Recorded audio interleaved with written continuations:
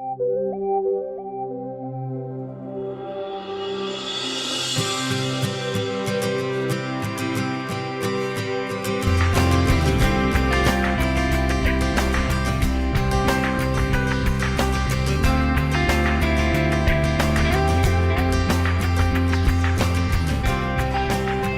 of the things that I think is a very interesting challenge is to consider some of the resource challenges. We've talked about, in fact, I want to just share an anecdote that Dan had shared with all of us that I found quite stunning.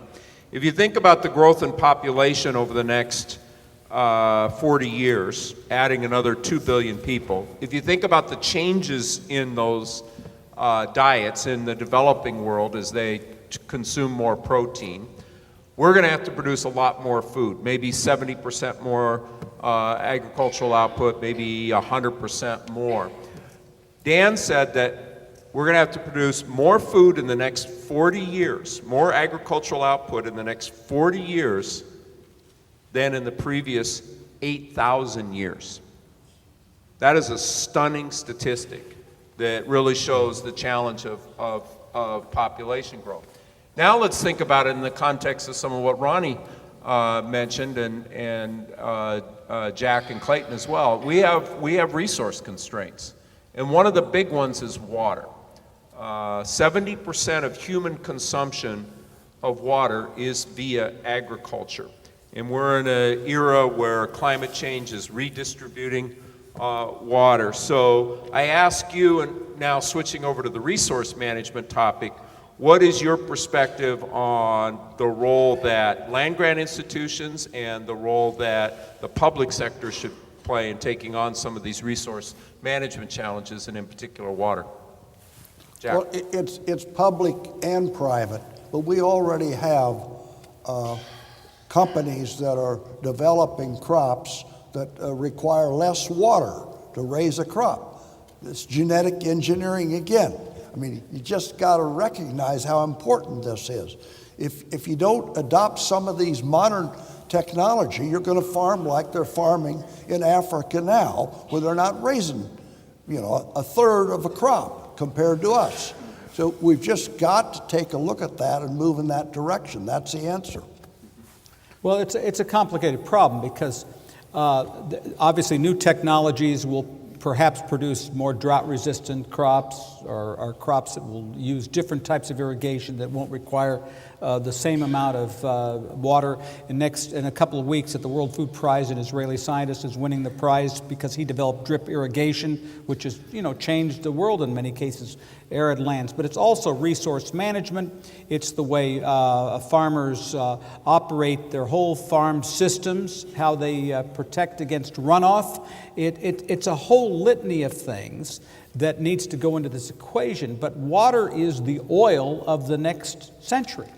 And unless and by the way, I think it's the land-grant schools that are going to take the lead on this, because I think that finding drought-resistant crops is going to be a big part of the thing. But a lot of the private companies don't have it within their mandate or what they owe their shareholders to do the kind of research that needs to be done, the basic research to train scientists so they'll be able to study these problems over the long term. And so I think you guys are going to have to take the lead in this, at least in terms of how we manage our agricultural future. But at any rate, I did my doctoral dissertation in water law and water administration too, way back when. I would just add that what these folks have said is all correct. We've got to use water much more efficiently in agriculture than we have in the past. We're beginning to do that because people are beginning to charge more for water. We've had free water in agriculture in a lot of other places, including the urban areas, essentially free through the years, and that's not going to last any longer. And so when it has a cost, then we'll learn how to use it more efficiently. But the other thing I would add, which is a longer term element of this issue, we're going to have the research that will provide an economical way to have desalinization. In the long term, we're just not going to have enough water without that. which is going to require very cheap energy. That's another interesting challenge. Mike, I know you wanted to add in. Dead on. If I were to make a suggestion to you, Ronnie, here's what I would say. We are in such a unique position here in terms of this natural resource water. For one thing, our state sits on the Ogallala Aquifer, kind of a remarkable thing. What a remarkable treasure that is to leave to the next generation. At a time when the world is scrambling to try to figure out how to utilize its water, here we have this resource here. But what I would focus on, Ronnie, is how do we protect it?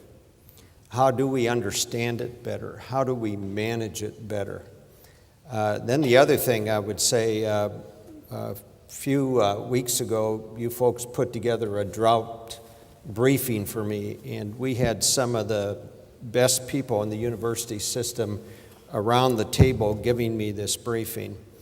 And I was so pleased by the quality of the people that were there in their understanding of row crop problems, range problems, just the whole gamut of drought issues. And I think whatever we can do to support those people and build that capacity will pay huge, huge dividends for our state in the future. So I think in some ways we're uniquely situated. A final thought I wanted to offer is a bit more on a global scale. You look at this massive landmass called China, and you think to yourself, well, obviously they can raise the food they need for their people. But it's not the case. Very little of China can be farmed. And the other problem is they have a terrible water problem. They do not have enough water. Their irrigation is terribly inefficient. So where are they buying their corn and soybeans? From places like Nebraska. This gives us a great opportunity if we manage this resource right, if we do the right things for the future. I just think, again, we're in a very unique position here in Nebraska to capitalize on what the good Lord has given us.